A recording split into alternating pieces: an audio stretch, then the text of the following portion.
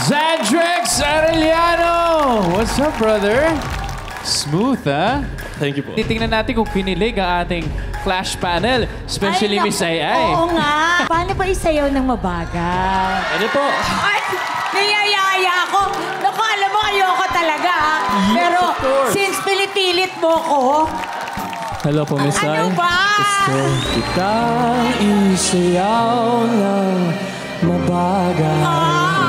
Hawak kamay, pikit mata. Kakantahan ko na acapella sa'yo, tenga. Ay, hindi sa tenga mo ko kantahan. Ano ba yan?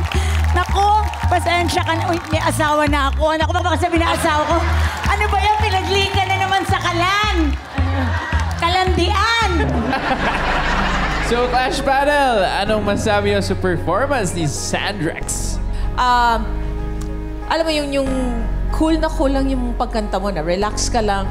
Pero I am wondering, meron ka pa bang ibang style na ginagawa aside from parang mala Michael Bublé? Yes po, I can assure you.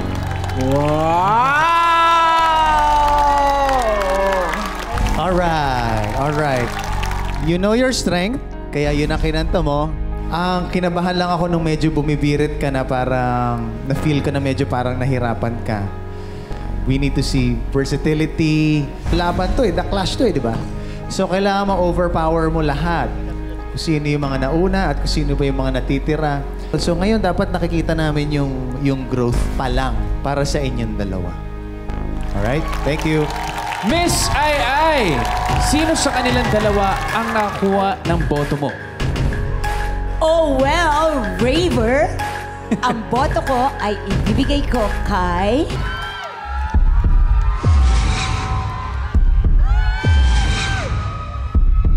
ang aking dance partner, Xandrex Arellano. Alright, so that's one vote.